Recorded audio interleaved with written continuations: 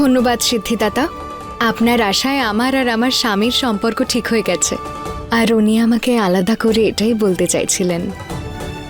আপনার কৃপায় আমাদের বিয়ে তো আগেই হয়ে গেছিল, আর আজ যখন আমরা দুজনে আপনার স্থাপনা করলাম, তখন আমরা দুজনেই আপনার আশীর্বাদ পেলাম।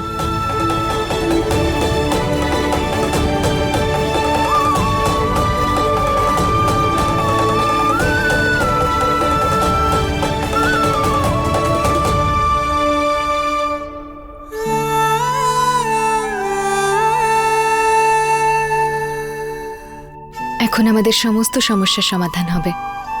ডাক্তারবাবুকে আমার কাছাকাছি আনার জন্য আর ওনাকে এই সম্পর্ক অনুভব করানোর জন্য আপনাকে অনেক অনেক ধন্যবাদ। গয়না,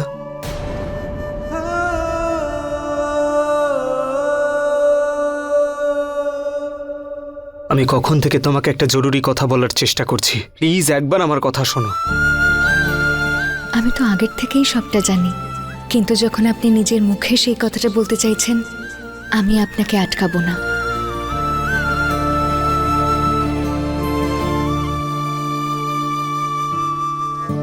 বলুন, আমি শুনছি। দেখো, তুমি জানো আমাদের বিয়েটা কোন পরিস্থিতিতে হয়েছিল। বিয়েটা হওয়ার পরেও আমরা কখনো একসঙ্গে থাকিনি, আর এত কাছে থাকা সত্ত্বেও আমরা একে অপরের বিষয়ে কিচ্ছু জানি না। এইভাবে এত কথা ঘোরানোর কোনো প্রয়োজন নেই। আমি জানি যে প্রথমে আমাদের বিয়েটা সঠিক হয়নি, কিন্তু এখন আমি জানি যে আপনি কি ভাবছেন। হ্যাঁ, ঠিক আছে, কিন্তু আমি নিজেও তোমাকে এই কথাটা বলতে চাই যে আমাদের এই স্বামী স্ত্রীর সম্পর্কের আমার কাছে কোনো মূল্য নেই।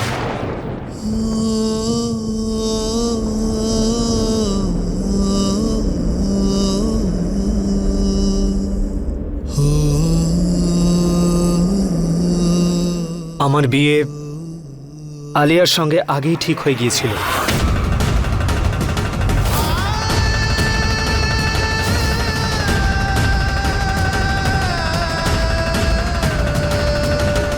সেই জন্য আমি তোমাকে বা আমাদের বিয়েটাকে মানি না।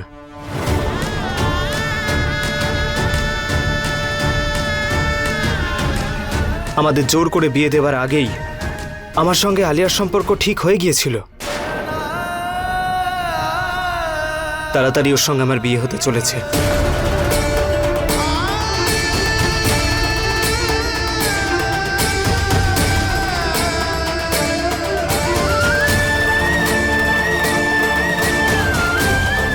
আমি জানি কথাটা তোমাকে আগেই বলা উচিত ছিল, কিন্তু ভয় পেয়ে গিয়েছিলাম তুমি কিভাবে রিয়্যাক্ট করবে ভেবে। কিন্তু গত কয়েকদিনে অনেক সমস্যার সৃষ্টি হয়েছে আমাদের মধ্যে, যেটা থেকে বেরোনোর একটাই রাস্তা ছিল তোমাকে বলে দেওয়া। আমার বিয়ে আলিয়ার সঙ্গে হচ্ছে। আমি আমাদের সম্পর্কটাকে আর বিয়েটাকে কখনোই মানতে পারবো না।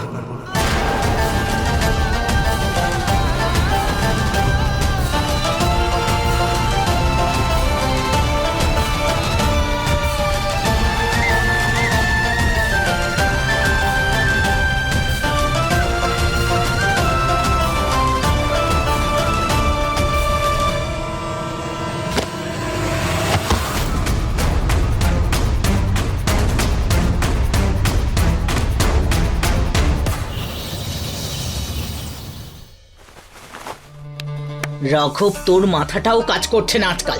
ভালো হয়েছে যে কেউ সন্দেহ করেনি। কি প্রয়োজন ছিল তোর একে ওই ঘর থেকে বাইরে বের করার? আর কি করতাম দিদি, ও নিজে নিজেই বেরিয়ে যাচ্ছিল, ও ঘর থেকে বেরিয়ে এসেছিল। এই জন্য ওকে অজ্ঞান করার ইনজেকশন দিয়ে ঘুম পাড়ানো হয়েছে। এর অ্যাকশনটা 5 ঘন্টা থাকবে। ওর জ্ঞান ফিরে আসার আগে ওকে এখান থেকে বার করতে হবে। তোর কাছে হাত জোর করছি, যা করার তাড়াতাড়ি কর, যা যা। আরে দিদি, তোমরা কোথায় যাচ্ছ? আরে বিক্রম, আসলে পুরোহিত মশাই নমস্কার। নমস্কার। না না, কোথাও নয়, এই পুরনো জিনিসপত্র আছে সেগুলো ফেলতে যাচ্ছি। আরে ছাড়ো না এসব, এ তো কাজের লোকেরা করবে। পুরোহিত মশাই এসেছেন তো গণেশ পুজো নিয়ে তো কথা বলতে হবে আমাদের। হ্যাঁ হ্যাঁ, তুই যা না। হ্যাঁ, তুমি যাও, তুমি করো, আমরা আসছি। আরে না না, তোমাদের দুজনকেও লাগবে। আসুন পুরোহিত মশাই, চলো এসো। চলো।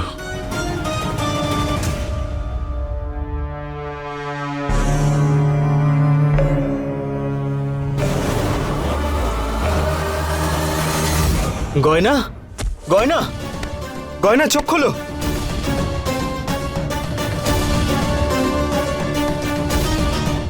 গয়না, গয়না, কি হলো ওর? গয়না কি হয়েছে মা, জামাই গয়না? বাবা? ও অজ্ঞান হলো কি করে? ওর জ্বর আসেনি তো? কি হয়েছে ওর? গয়না, দাদা, তোমার আর আলিয়ার বিয়ের কথাটা শুনে ও যে শকটা পেয়েছে সেটা শুনে অজ্ঞান হয়ে যায়নি তো? কিছু বলো না জামাই বাবা। ওর কান দিয়ে রক্ত বেরোচ্ছে। রক্ত? রক্ত? রক্ত কেন বেরোচ্ছে জামাই বাবা?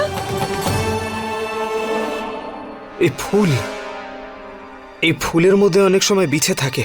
আমার মনে হয় কানের ভেতর ঢুকে গেছে।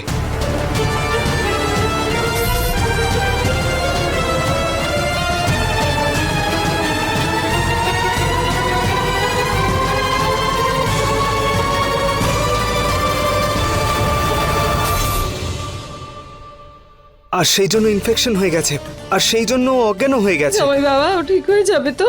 দেখুন, ওই বিছেটাকে আমাদের বের করতে হবে, না হলে বিপদ আরো বাড়তে পারে। আপনি চিন্তা করবেন না, আমি আমার একটা বন্ধুকে ফোন করছি, ও কানেরই ডক্টর, ওই চিকিৎসা করবে। তাড়াতাড়ি ডাকো জামাই বাবা।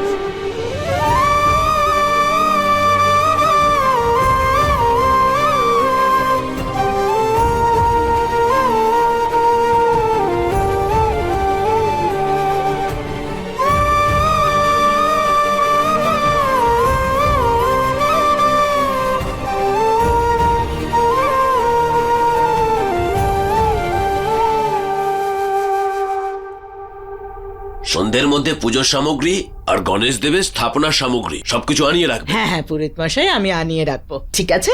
হরি ওম, হরি ধন্যবাদ। ওম। হরি ওম, হরি ওম। রাখো, তাড়াতাড়ি বস্তাটাকে রেখে আয়। হাত জোর করছি তোর কাছে, তাড়াতাড়ি এক্ষুনি কর। যাচ্ছি দিদি, এক মিনিট। আরে আবার দাঁড়িয়ে পড়লি কেন?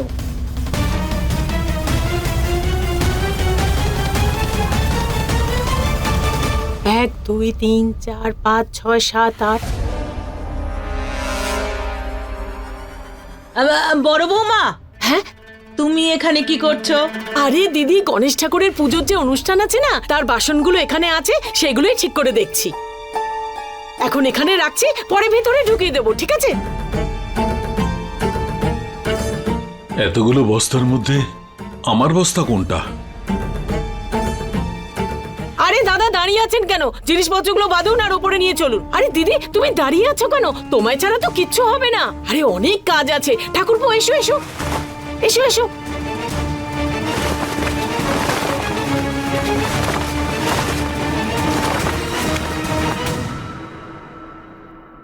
এক সেকেন্ড আয়ুষ্মান।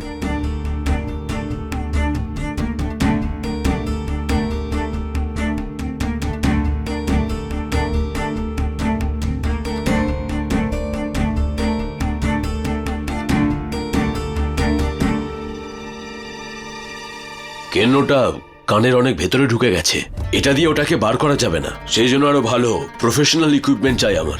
এই ইকুইপমেন্টগুলো এখানে আনতে আনতে তো অনেক দেরি হয়ে যাবে, তাই না? ততক্ষণে বিষ ছড়িয়ে পড়বে। I understand, but don't worry, আমি কিছু ওষুধ দিয়ে দিচ্ছি, কয়েক ঘন্টা বিষ ছড়াবে না। কিন্তু ওনার প্রপার ট্রিটমেন্টের প্রয়োজন, নাহলে ওনার প্রাণ সংকট হতে পারে। প্রাণ সংকট? এইসব আপনি কি বলছেন জামাই বাবা? এখন কি হবে? আমার মেয়েটার চিকিৎসা কি করে হবে? কিছু একটা করো জামাই বাবা, তুমি গয়নাকে বাঁচিয়ে দাও শুধু। যেভাবে হোক ওকে তুমি বাঁচাও জামাই বাবা।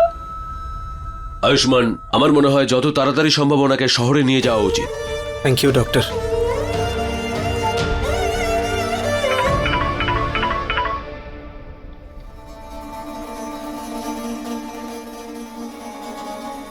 হ্যালো, ঈশান, আয়ুষ্মান কোথায় বলো তো?